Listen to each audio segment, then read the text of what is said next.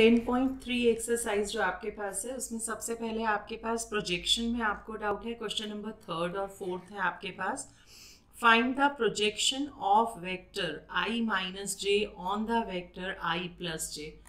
मान लो कि a वेक्टर है i माइनस जे और b वेक्टर है i प्लस जे। तो आपको क्या निकालना है? Projection of vector A on B। तो इसका फॉर्मूला क्या होता है? A dot B upon magnitude of B। तो means I minus j dot I plus j upon magnitude of I plus j. तो ये क्या आ जाएगा? I dot I1 minus J dot J1 upon √2 आएगा, लेकिन ये क्या आ जाएगा? 0। तो projection of A on B is 0। तो आपके पास जो आंसर आ रहा है वो 0। ऐसे ही फोर्थ पार्ट है, फोर्थ क्वेश्चन है, ठीक है। इसके बाद आपके पास आता है एग्जाम्पल 19, जिसमें आपको डाउट है for any two vectors A and B we always have A dot B magnitude is less than equal to magnitude of A into magnitude of B।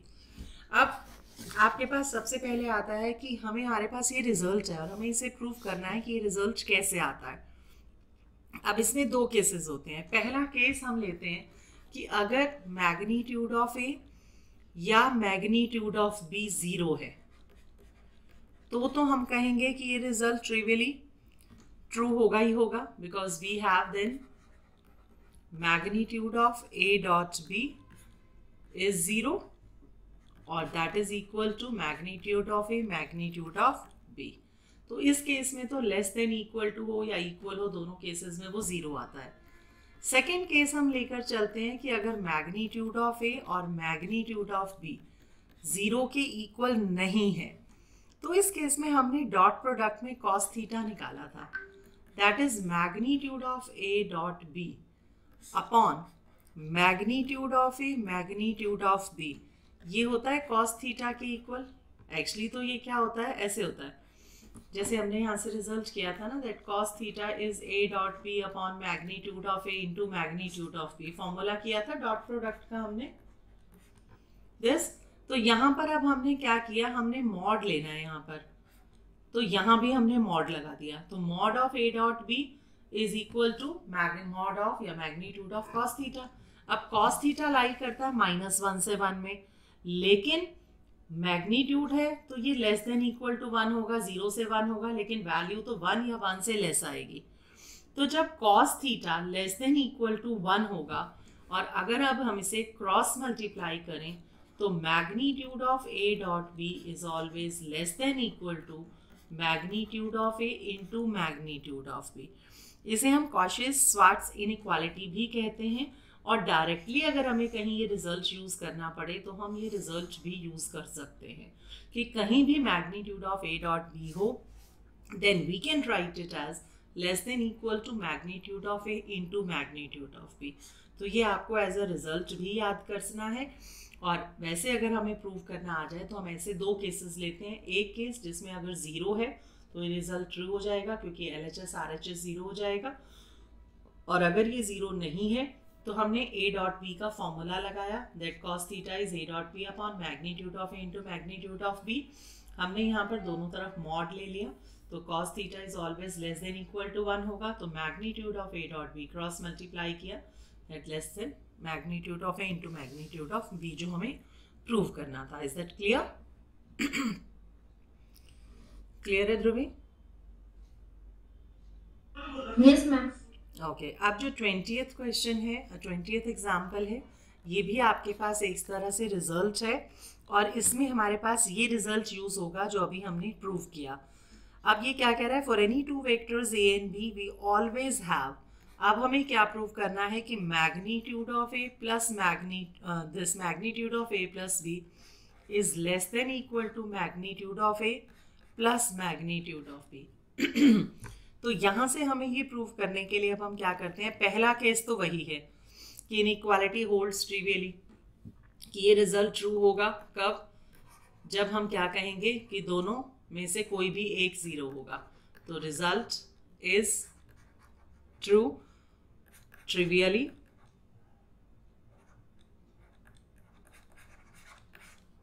when magnitude A और magnitude of B या A और B is 0। Second case हम लेते हैं कि अगर आपके पास मैग्नीट्यूड ऑफ A और मैग्नीट्यूड ऑफ B 0 ना हो तो हम क्या करेंगे। अब उसमें डॉट था तो हमने डॉट प्रोडक्ट यूज़ किया था, इसमें A प्लस B है और जब भी A प्लस B आ जाए तो हम हमेशा स्क्वायरिंग करते हैं this and it can be written as square. हमने मैग्नीट्यूड हटा दिया क्योंकि जब हम स्क्वायर करेंगे तो इसका मतलब ये है a plus B dot a plus B, right. तो अब इसको ओपन करें तो आपके पास क्या आ जाएगा, magnitude of a square plus a dot b plus b dot a plus magnitude of b square. तो ये आ गया आपके पास magnitude of a square plus 2a dot B, क्योंकि ये कॉम्यूटेटिव होता है, b डॉट ए को a डॉट बी लिख सकते हैं, plus magnitude of b square. अब इस a डॉट b को हमने क्या लिखा था, magnitude of a into magnitude of b, लेकिन उससे पहले हमने इसको मॉड लगाना था। तो जब हम मॉड लगाएंगे यहाँ पर तो ये क्या हो जाएगा, लेस देन इक्वल टू, क्योंकि मैग्नीट्यूड है तो इसका मतलब आपके पास ये लेस का साइन हो जाएगा, this plus magnitude of B square, क्योंकि हमारे पास होता है कि कोई भी एक नंबर जो होता है वो less than equal to magnitude of X होता है, क्योंकि इसमें नेगेटिव पॉजिटिव भी आती हैं और इसमें सिर्फ पॉजिटिव आते हैं। तो अब इसकी जगह हम लिख सकते हैं वही लास्ट रिजल्ट जो हमने यूज़ किया था, that magnitude of A square plus twice as it is magnitude of A into magnitude of B, जो हमने अभी 19th एग्जाम्पल किया दिस। तो ये हमारे पास बन गया क्या, magnitude of A plus magnitude of B का स्क्वायर। तो ये किसके इक्वल था, इसके स्क्वायर के इक्वल। तो this implies magnitude of A plus यहाँ पर आपका मैग्नीट्यूड नहीं था ना, a plus B, magnitude should be less than equal to magnitude of a plus magnitude of b, square से स्क्वायर कट गया, हेंस प्रूव्ड। यही हमें प्रूव करना था। तो हमने यहाँ पर जो रिजल्ट चूज किया, that a dot b magnitude is less than equal to magnitude of a into magnitude of b, जो हमने 19th एग्जाम्पल में किया था। तो ये एज अ क्वेश्चन भी आ सकता है और ये एज अ रिजल्ट भी हम यूज कर सकते हैं, ठीक है। ये थे 19th और 20th एग्जाम्पल। और बोलो, कोई और डाउट किसी क्वेश्चन में? मिसलेनियस का थर्ड, मिसलेनियस का थर्ड, ओके। मिसलेनियस का थर्ड, ओके। देखो अब थर्ड क्वेश्चन क्या है, a girl walks 4 kilometre towards west. तो सबसे पहले तो हम डायरेक्शंस बनाते हैं, राइट। तो ये आपके पास है ईस्ट, वेस्ट, नॉर्थ और साउथ, राइट। ये है आपके पास origin. Now what he said, a girl walks 4 kilometre towards west. यहाँ तक वो 4 किलोमीटर चली, यहाँ तक। Then she walks 3 kilometer in a direction 30 degree east of north. अब east of north का मतलब कि वो north से east चली है, यहाँ चली कितना, 30 डिग्री। इसका मतलब ये अगर आपके पास ये देखो, अगर ये यहाँ पर आई 4 किलोमीटर तक यहाँ चली और यहाँ से ये 30 डिग्री ईस्ट ऑफ नॉर्थ पे टर्न कर गई, इसका मतलब नॉर्थ टू ईस्ट ये 30 डिग्री चली। कितना चली, 3 किलोमीटर, तो 3 किलोमीटर का डिस्टेंस है। एंड स्टॉप्स, और यहाँ रुक गई। Determine the girls displacement from her initial point of departure. अब यहाँ से ये डिपार्चर से यहाँ तक का ये डिस्टेंस हमें निकालना है, ये ट्राइंगल बन रही है आपके पास। तो ये O, इसको A और इसको B मान लो। तो इसके अकॉर्डिंग पहले ये O से A तक गई, फिर A से B पर गई, और हमें क्या निकालना है, ये OB रिजल्टेंट वेक्टर।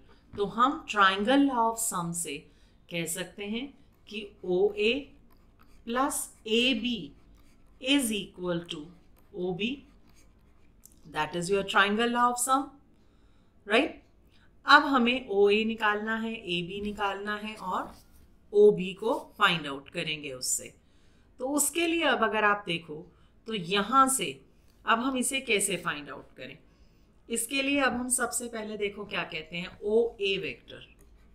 अब OA वेक्टर की अगर हम बात करें तो ये OA वेक्टर है और ये सिर्फ x एक्सिस है, और वो भी ओरिजिन से नेगेटिव साइड पर, नेगेटिव x एक्सिस की तरफ जा रहा है, और डिस्टेंस है 4, तो -4 इंटू x एक्सिस के अलॉन्ग वेक्टर होता है i कैप, y और z 0 है।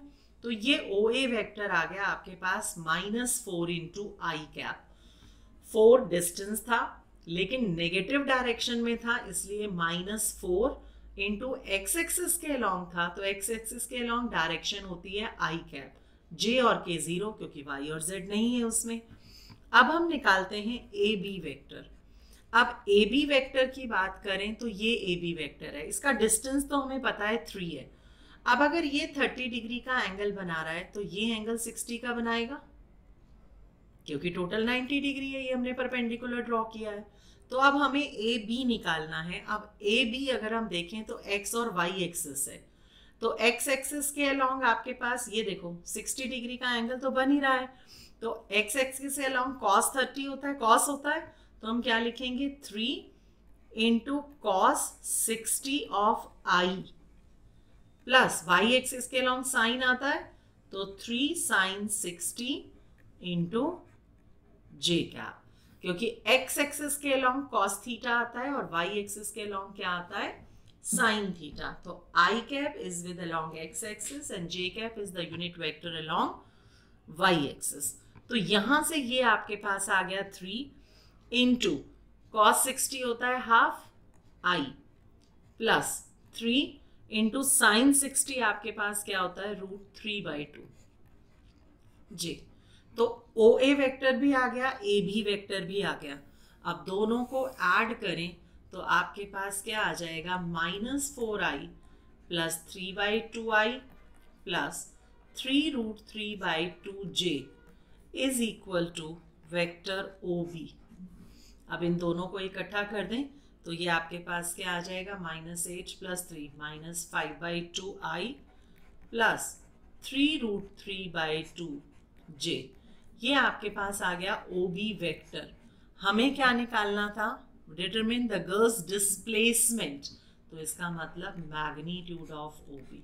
तो √- -5/2 whole square plus 3√3/2 whole square करेंगे, then we get the displacement. तो ये था आपके पास थर्ड क्वेश्चन मिसलेनियस एक्सरसाइज का, कि जैसे जैसे उसने डायरेक्शन दी हम उस डायरेक्शन के अकॉर्डिंग चले। एंगल देखा हमने 30 डिग्री, 90 परपेंडिकुलर के साथ था, तो x एक्सिस के लॉन्ग 60 डिग्री बना रहा है, तो x एक्सिस के साथ cos होता है, y के साथ sin होता है। तो वेक्टर कैसे लिखते हैं, मैग्नीट्यूड इनटू डायरेक्शन। तो OA plus AB triangle law of sum से हमने इसे सम किया, तो ये क्या आ गया, OB वेक्टर। और बोलो क्वेश्चन।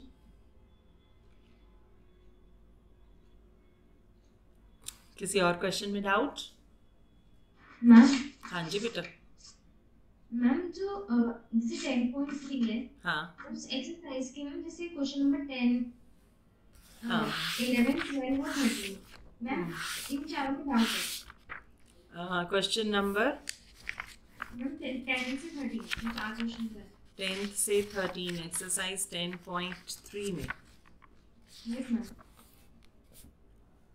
क्यों 10th तो आपके पास ये डॉट प्रोडक्ट वाला है ना 10.3 का। Yes, ma'am. If A, B and C, three vectors are given such that A plus lambda B is perpendicular to C. Yes ma'am. तो इसमें क्या डाउट आ गया, ये तो इजी है क्वेश्चन। देखो 10th क्वेश्चन 10.3 का A B C 3 vectors given है। ए वेक्टर आपके पास क्या है 2i + 2j + 3k। B vector आपके पास क्या है -i + 2j + k।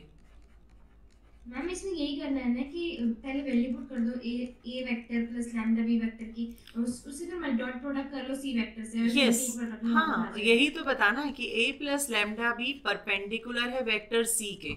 इसका मतलब इनकी डॉट प्रोडक्ट 0 होगी। तो a + λb निकाल कर इसकी c के साथ डॉट प्रोडक्ट = 0 कर दो, वहां से लैम्डा की वैल्यू आ जाएगी।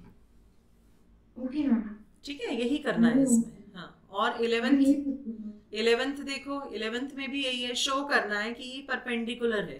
आप देखो ये वेक्टर जो आपके पास गिवन है ये परपेंडिकुलर है किसके, magnitude of A into B vector minus magnitude of B into A vector के। ये हमें शो करना है। इसका मतलब इन दोनों की डॉट प्रोडक्ट 0 आनी चाहिए। तो magnitude of A into B vector plus magnitude of B into A vector, इसकी डॉट प्रोडक्ट इस वेक्टर के साथ। तो दोनों वेक्टर सेम है, सिर्फ बीच में माइनस का डिफरेंस है। इसे इस पूरे से मल्टीप्लाई करेंगे तो देखो इसको इससे मल्टीप्लाई किया तो magnitude of A into magnitude of A square हो जाएगा, और बी डॉट बी भी मैग्नीट्यूड ऑफ बी स्क्वायर हो जाएगा। अब इस फर्स्ट टर्म को सेकेंड से करेंगे तो माइनस के साथ magnitude of A magnitude of B B into A vector आ जाएगा। अब सेकेंड टर्म को इसके साथ करेंगे तो magnitude of B into B vector magnitude of B square into magnitude of A square आ जाएगा। और अगर इसको इसके साथ करेंगे तो minus magnitude of B square, अच्छा यहाँ पर बी आएगा साथ में और ये ए है, तो इसको ठीक कर देते हैं।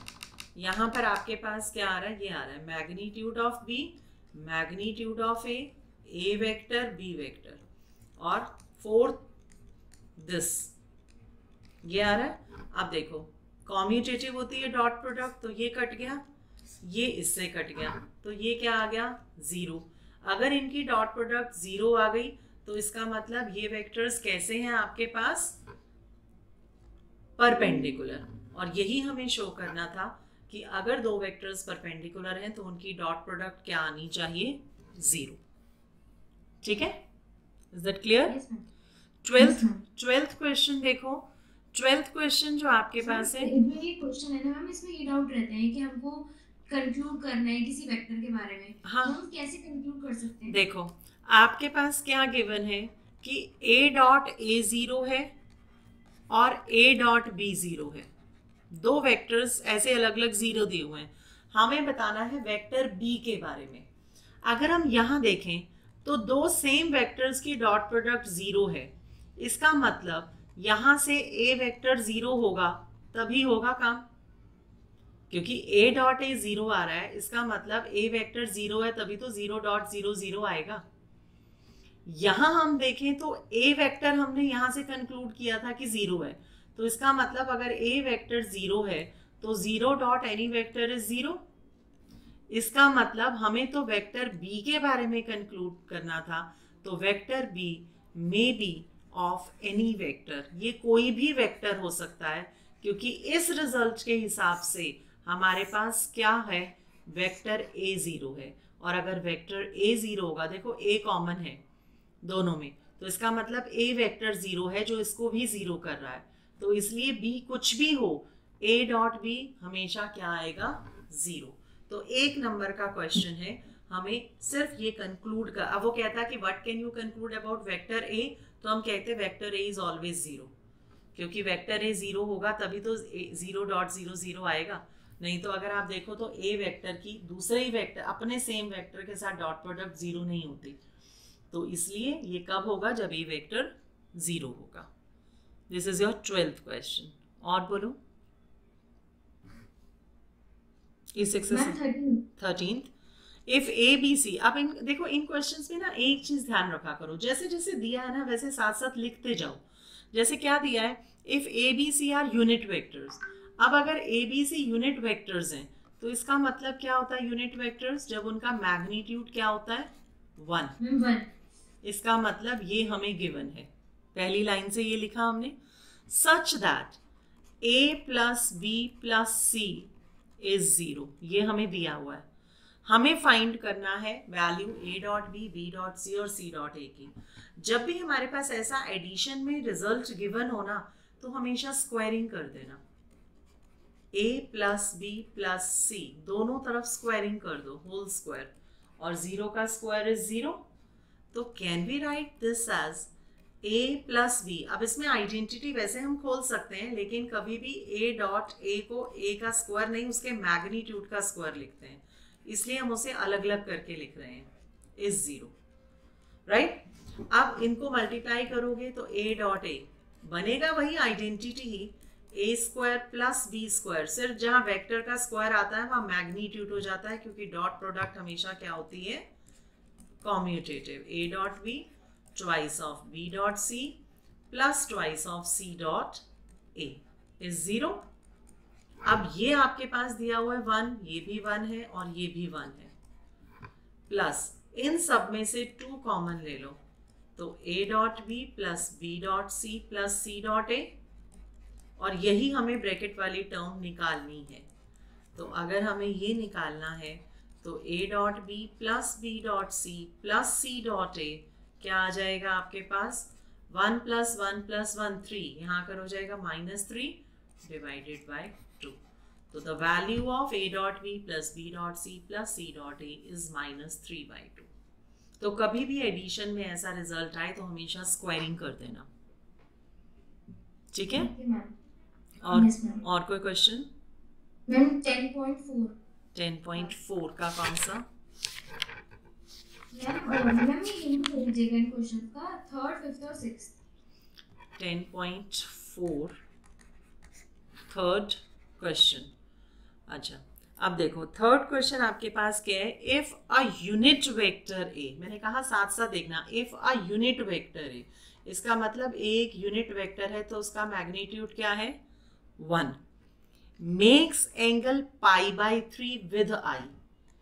ए वेक्टर आई के साथ π/3 का एंगल बना रहा है, makes angle π/3। A vector j के साथ मेक्स एन एंगल ऑफ π/4, सिर्फ समझाने के लिए ये लिख रही हूं, और ए वेक्टर के साथ एक्यूट एंगल थीटा बना रहा है, एक्यूट का मतलब 90 से less. Then find theta and hence the components of A. Components of A का मतलब एक्स, वाई और जेड, राइट। अब हमें एक तो ये गिवन है कंडीशन, और एक कंडीशन हमारे पास ये गिवन है। हमें क्या निकालना है, ए के कंपोनेंट्स और ये थीटा। मान लो ए वेक्टर आपके पास x I plus Y J plus Z के ये वेक्टर है, लेट अस अज्यूम, राइट। तो इसके अकॉर्डिंग अब वो क्या कह रहा है कि आपके पास ए वेक्टर आई के साथ π/3 का एंगल बना रहा है। अब उसने ये नहीं कहा vector unit vector makes an angle π/3 या इज परपेंडिकुलर टू 2 वेक्टर्स की हम क्रॉस प्रोडक्ट यूज करें। अब इसमें उसने सिंपल कहा कि ए वेक्टर आई के साथ एंगल बना रहा है तो हम डॉट प्रोडक्ट यूज करेंगे। तो A dot I magnitude of A into magnitude of B into cos theta, theta कितना है π/3। तो अब ए क्या था, X I plus Y J plus Z के डॉट आई। अब मैग्नीट्यूड ऑफ ए 1 गिवन है, मैग्नीट्यूड ऑफ आई वैसे ही 1 होता है, और कॉस π/3 अगर हम देखें तो कॉस 60 क्या होता है, half. I dot I 1, J dot I 0, के डॉट आई 0, तो इसका मतलब एक्स की वैल्यू आपको मिल गई हाफ, पहली चीज। दूसरा, अब उसने क्या बोला, जिसमें वो क्या कह रहा है आपको कि ए वेक्टर जे के साथ 45 का एंगल बना रहा है, तो magnitude of A magnitude of B into cos π/4। तो अब यहाँ से अगर हम देखेंगे तो ए वेक्टर हमने जो सपोज किया था उसकी वैल्यू डालें और इसकी डॉट प्रोडक्ट जे के साथ, ये भी 1 ये भी 1, cos 45 1/√2। तो यहाँ से y की वैल्यू आ गई 1/√2। क्यों? क्योंकि i dot J 0, j dot J 1, तो y आएगा, k डॉट जे भी 0, तो y कितना आ गया 1/√2। अब सिमिलरली वी हैव टू से कि a वेक्टर k के साथ एंगल बना रहा है एक्यूट थीटा, तो cos थीटा, तो यहाँ से हमारे पास क्या आ जाएगा, z is equal to cos theta. अब हमें एक तो ये थीटा निकालना है और एक हमें एक्स वाई जेड, तो जिसमें एक्स भी आ गया वाई भी आ गया। अब हमारे पास क्या गिवन था कि मैग्नीट्यूड ऑफ ए 1 है और मैग्नीट्यूड ऑफ ए क्या हो जाएगा, under root of X square plus Y square plus Z square that is equal to 1। Value डाल दो एक्स वाई की, 1/4 plus 1/2 plus Z square is 1। यहाँ से z निकल जाएगा, z निकलेगा तो cos थीटा में से थीटा निकल जाएगा। तो दो चीज़ें आपको निकालनी थी, X Y Z means components A vector के और थीटा, तो दोनों चीज़ें आपकी निकल जाएंगी यहाँ से। ठीक है, is that clear? Yes ma'am. Okay, आप कौन सा बोला था, 4th या 5th? Ma'am 5th। 5th आपके पास क्या है, find lambda and mu if. अब आपके पास क्या गिवन है, 2i प्लस 6j प्लस 27k, इसकी cross product i plus lambda j plus mu k is equal to क्या है, 0 वेक्टर। अब क्रॉस प्रोडक्ट हम कैसे निकालते हैं, डिटर्मिनेंट से, तो i j k और यहाँ क्या आ जाएगा 2 6 27 और 1 लैम्डा और म्यू। 0 वेक्टर का मतलब क्या है, 0i plus 0j plus 0k। तो अब यहाँ से सिर्फ इसे एक्सपैंड करके इक्वेट कर देना, जैसे i क्या आ जाएगा 6 म्यू माइनस 27 लैम्डा, j कितना आ जाएगा 2 म्यू माइनस 27 और k कितना आ जाएगा आपके पास 2 लैम्डा माइनस 6। अब ये किसके इक्वल आ गया, 0i 0j और 0k के।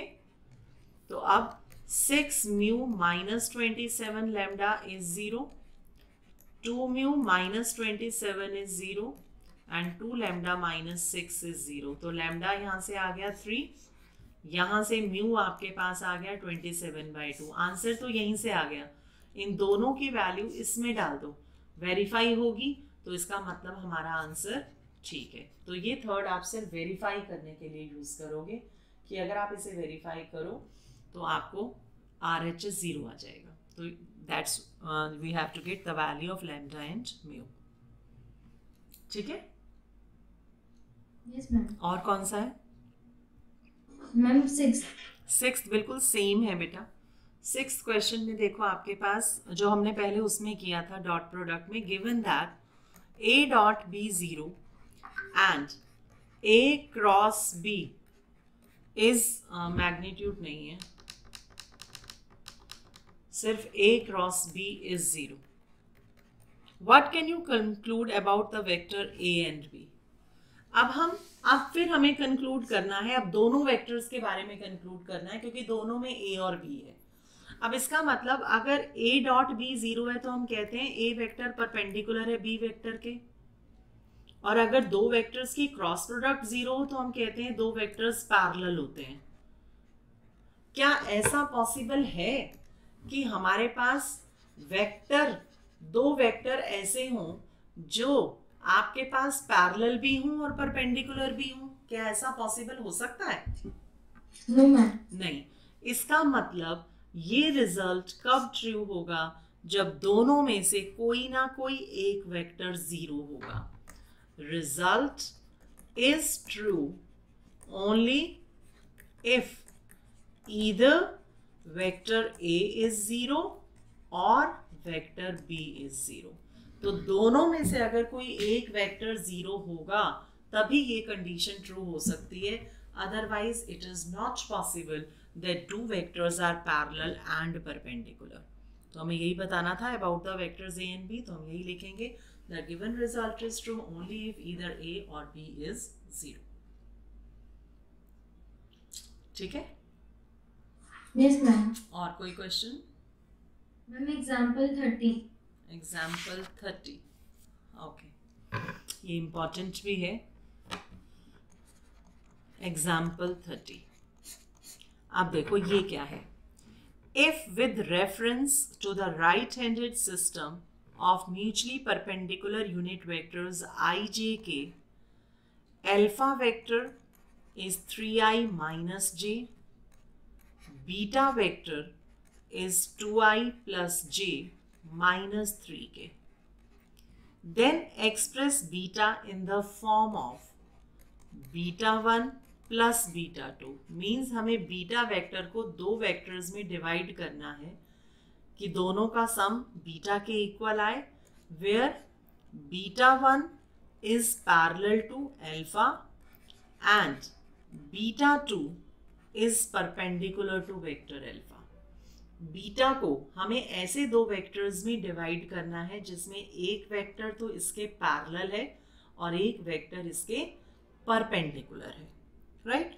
तो अब इस केस में हम ये मान सकते हैं जहां बीटा 1 पैरेलल है अल्फा के, तो हम कह सकते हैं कि let beta 1 is equal to any constant into vector alpha, की प्रोपोर्शनल होंगे where alpha be any constant. तो यहाँ से हम कह सकते हैं कि beta 1 is equal to lambda of this.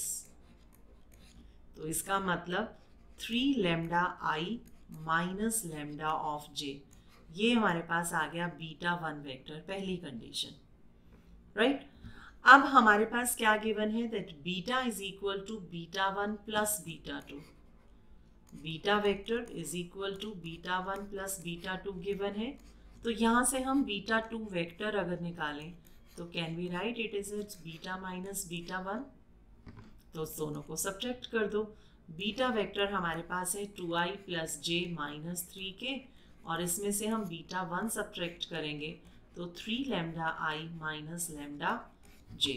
तो बीटा 2 वेक्टर आपके पास क्या आ जाएगा, 2 minus 3 lambda of I plus 1 minus minus plus हो जाएगा lambda of J minus 3k.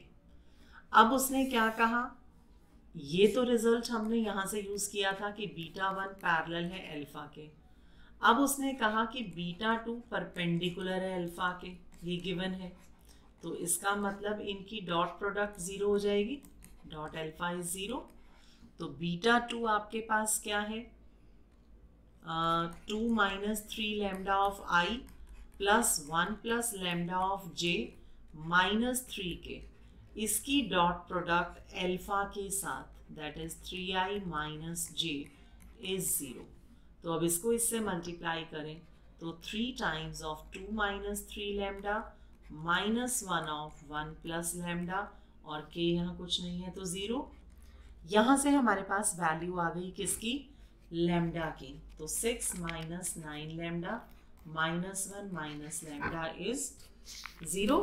तो यहाँ से आपके पास लैम्डा की वैल्यू क्या आ गई, दैट इज माइनस 10 लैम्डा है, तो 5 इज इक्वल टू 10 लैम्डा. तो लैम्डा इज हाफ, राइट? अब लैम्डा की वैल्यू पुट कर दो, एक तो ये बीटा 1 में और बीटा 2 में. तो देयरफॉर बीटा 1 क्या आ जाएगा आपके पास, this is 3/2i minus half J, और बीटा 2 आपके पास क्या आ जाएगा, जिसमें हम यहाँ वैल्यू डालेंगे हाफ, तो 2 minus 3/2 that is half I plus 3/2 J minus 3k. तो बीटा 1 और बीटा 2 दोनों वेक्टर्स निकल गए, इनको ऐड करेंगे तो बीटा के इक्वल आएगा, और जो गिवन कंडीशन थी उसके अकॉर्डिंग हमने उसे प्रूव किया. यही हमें निकालना था, that express beta in the form of beta 1 plus beta 2. देखो इसमें कहीं कोई doubt? Clear? Any other question? No ma'am.